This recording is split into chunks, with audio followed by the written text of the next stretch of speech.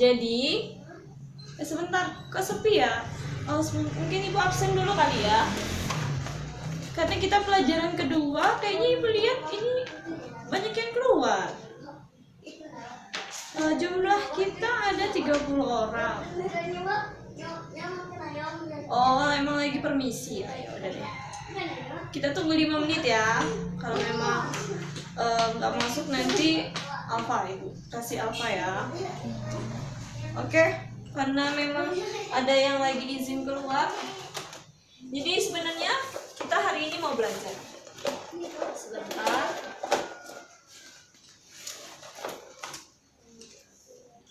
Jadi kita hari ini mau belajar tentang sebentar ya. Kita mau belajar tentang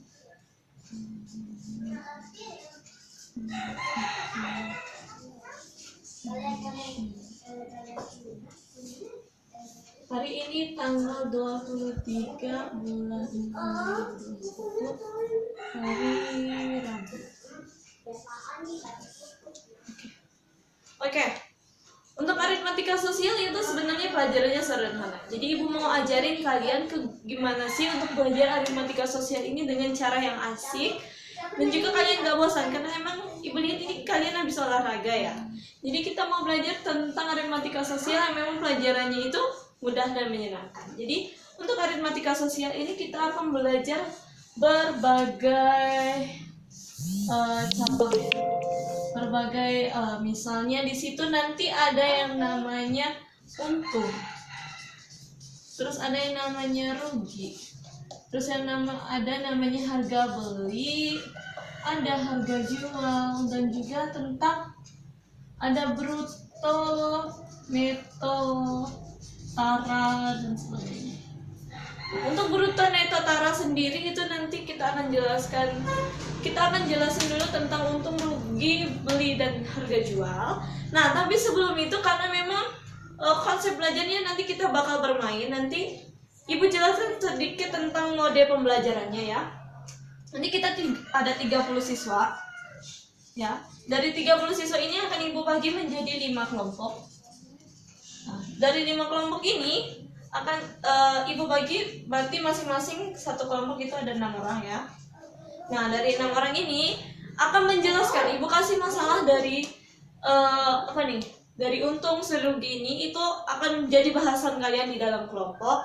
Maka dari itu, dari 5 kelompok ini akan membahas tentang ini. Oke, tapi tenang, pelajarannya nggak bakal susah, nggak bakal sulit. Kita bakal belajar sambil bermain. Jadi agar kita belajarnya lebih leluasa, kita bakal belajar pindahnya ke lab multimedia. Di sana kita akan menyaksikan layar interaktif itu, misalnya PowerPoint. Di situ ibu akan jelasin juga bagaimana tentang sistem permainan kita nanti dan juga tentang pelajaran kita nanti. Oke, kita pindah semua ya. Ini ada yang keluar lagi, lengkap ya? Iya. Oke. Nanti kita langsung mulai ya. Kita bakal gunain media televisi. Media televisi ini sebenarnya biasanya kita gunain layar proyektor. Tapi karena kita gunainnya hari ini kebetulan banyak juga yang pakai, jadi kita bakal gunain TV aja ya. Karena makanya kita pindah ke lab multimedia. Oke. Kita slide. Mulai. Oke, karena kita udah pindah di sini, jadi ibu mau kita gunain media yang baru. Jadi kita menggunakan media televisi. Jadi untuk sistematika pembelajaran kita hari ini, ibu bakal nyampein dulu tujuan pembelajaran kita hari ini.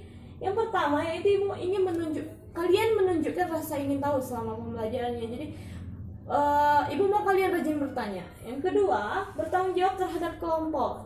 Jadi untuk nanti kita pembelajarannya karena kita mau bentuk game. Jadi untuk bentuk game itu kita butuh yang namanya tim. Jadi dalam tim itu bakal ada ketua tim dan anggota tim. Di sana lah ibu mau kalian masing-masing menunjukkan rasa ingin rasa tanggung jawab kalian ya.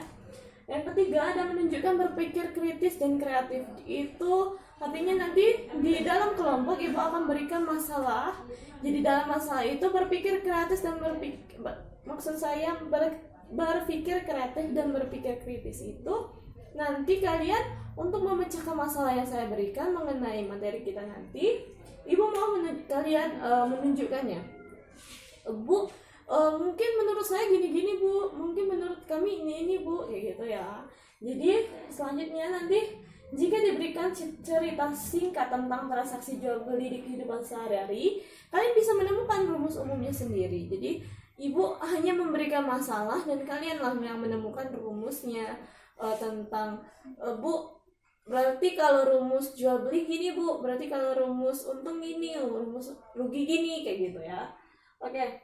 Nah, jadi kita karena tadi ibu udah janji kita bakal bentuk tim atau bentuk game. Jadi dari tim kita ini kita bakal bentuk 5 kelompok tadi.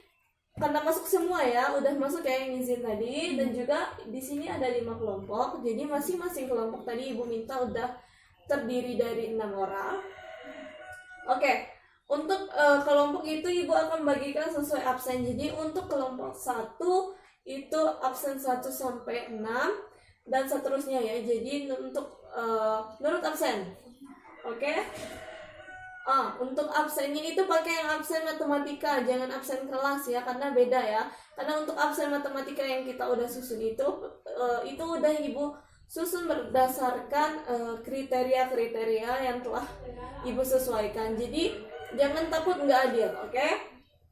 Nah, jadi di 5 kelompok ini ibu akan kasih masalah yang mengenai yang kita pelajari tadi, yang ibu udah kasih tahu di kelas tentang neto, bruto, tara, untung rugi, jual beli, kayak gitu ya. Oke, pertama sebelum kita masuk ke permainan dan kerja kelompok, ibu bakal jelasin dulu materinya ya.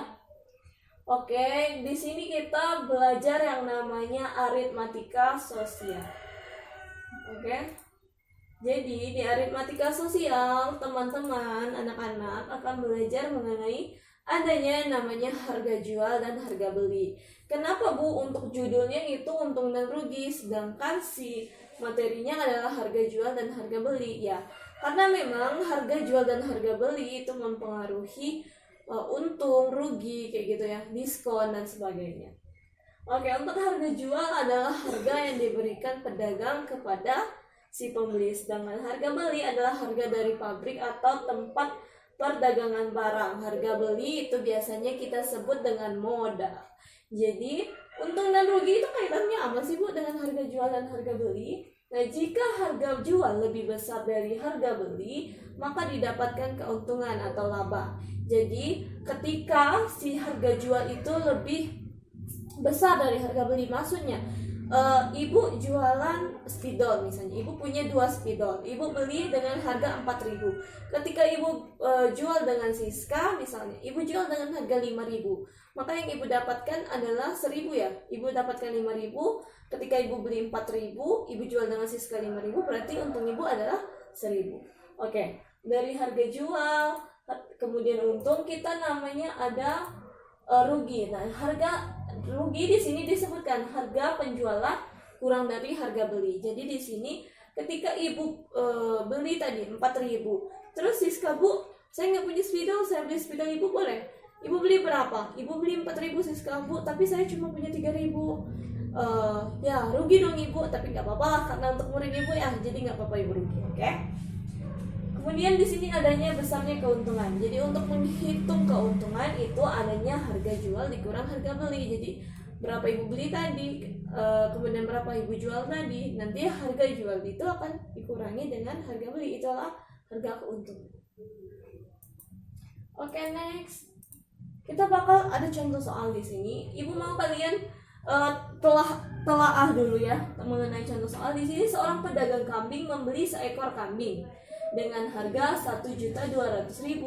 Kemudian kambing tersebutlah dijual dengan harga 1.750.000. Kalian lihat dulu, beli dengan harga 1.200.000, kemudian dijual dengan harga 1.700.000, itu 1.750.000 ya. berarti itu aja udah kelihatan kan mana yang gede mana yang kecil. Jadi di sini kita kunci dulu ya, kata dijual. Dijual itu berarti 1.750.000, kemudian membeli itu dengan harga 1.200.000. Ini udah kelihatan besar harganya, yaitu di harga jual daripada si harga beli. Nah ditanya keuntungan, berarti keuntungan itu kan tadi rumusnya adalah ketika harga jual dikurang harga beli. Harga beli itu nilainya lebih besar ya. Maka udah kelihatan kan, berarti emang benar untung yang dihitung. Berarti kemudian berapa sih untung yang didapat? Nah di sini kita punya harga beli 1.200.000, kemudian harga jualnya 1.750.000, kemudian besar keuntungan itu ya tadi harga jual dikurang harga beli, kemudian ada 1.750.000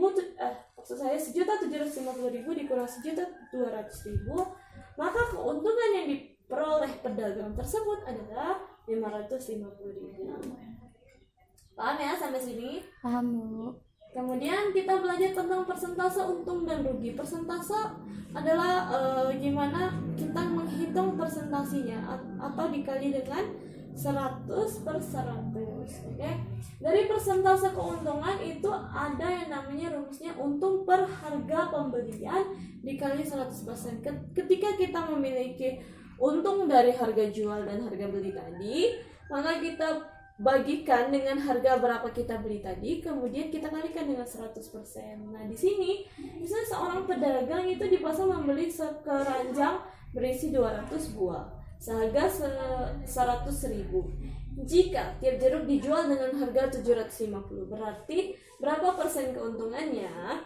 Kemudian kita hitung dulu 200 buah itu seharga 100.000. Maka ketika kita harus menghitung berapa persentasenya, kita hitung dulu 750 itu dikalikan dengan 200.000 rupiah. Berapakah hasilnya? Nah hasilnya itu bakal kita bandingkan dengan 100.000 ini, apakah bakal untung atau bakal rugi. Nah setelah itu baru kita hitung persentasenya berapa, gitu ya. Mungkin nanti anak-anak bisa coba ya. Nah di sini ada gambar nih, coba perhatikan dulu. Di sini ada gambar batu, kemudian ada truk kosong yang nggak bawa apa-apa. Di situ ada truk yang bawa batu ya. Nah, di sini ada istilah namanya neto, tara, dan bruto. Neto itu namanya berat bersih. Berat bersih itu ketika sebuah barang itu dibawa tanpa apa-apa, tanpa tas. Misalnya kita punya buku, kita punya spidol.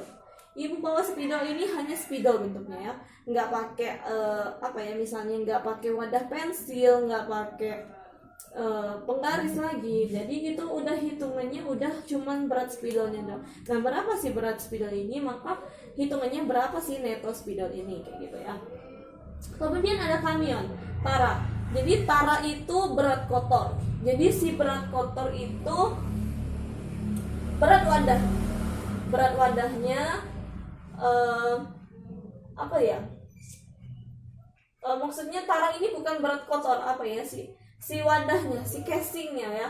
Si casingnya itu berapa. Kemudian ketika kita bruto itu si berat bersihnya, si berat isinya ditambah dengan si wadahnya, jadilah namanya bruto. Si bruto itu adalah berat kotor. Artinya berat kotor itu ketika misalnya ini si tinta dan si wadah spidol dihitung, itu bakal jadi si bruto. Nah di sini makanya untuk menghitung si berat bersih itu adalah si bruto tadi, si berat kotor tadi dikurang dengan wadah casingnya, maka hasilnya adalah berat si bruto. Bu belum ngerti nih. Oke, ada contoh satu lagi ya.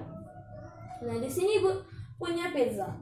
Pizza itu ketika bruto itu isinya adalah si pizza dengan si kotak. Nah ketika neto atau berat bersih itu hanya berat si pizzanya aja. Nah ketika kita ingin menghitung tara itu adalah casingnya, kotaknya aja tanpa si pizza. Itu hanya kotaknya aja yang kita timbang berapa. Nah itu makanya si bruto, ketika si pizza dan si kotak dihitung, jadi bentuknya kayak gini, maka dapat si bruto. Begitu juga seterusnya. Nah dari sini ada contoh nih, sebuah karung beras tertulis bruto 100% dan neto 98 kg. Maksud saya 100 kg. Berapa taranya?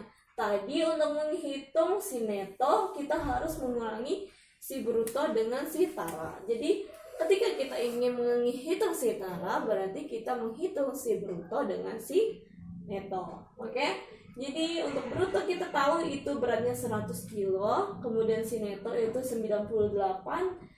Berat bruto adalah si neto ditambah si tara. Jadi bagaimana sih menghitung si tara? Nah, untuk menghitung si tara adalah ketika bruto dikurang si neto. Jadi 100 kilo dikurang 98 kilo, hasilnya adalah 2 kilogram. Nah, disitulah penjelasan mengenai si aritmatika sosial, baik untung, rugi, dan sebagainya. Jadi penjelasan materi sebenarnya sedikit ya, sampai sini aja. Jadi ibu kasih masalah ke kalian untuk cari ya, di sekolah kita kan ada kantin, ada mama penjual bakso, mama penjual somai. Jadi sebelumnya itu kalian golongin dulu. Misalnya saya ingin meneliti si ini bu, saya mau menghitung keuntungan Mamang Batagor misalnya. Boleh, Mamang Batagor ini kalian tanyain, Mang berapa sih kalau boleh tahu modal dari penjualan ini? Nah nanti dari penjualan ini ketika dibuat si Batagor ini, Mamang dapat keuntungan berapa sih dari misalnya bersihnya kayak gitu. Dan ketika harus diputar ke modal, misalnya sudah kita jual terus dapat modal ya, dapat modal beli bahan lagi, beli plastik lagi, dan sebagainya. Jadi bisa kita tanyakan berapa sih om keuntungannya kayak gitu. Tapi ini untuk tugas minggu depan. Jadi ibu udah nyampein ke kelompok. Kalau belum jelas boleh ditanyakan kembali. Boleh temuin ibu di kantor, ataupun ibu abis ini ada jam di sebelah, jadi boleh kalian tanyakan lagi. Oke?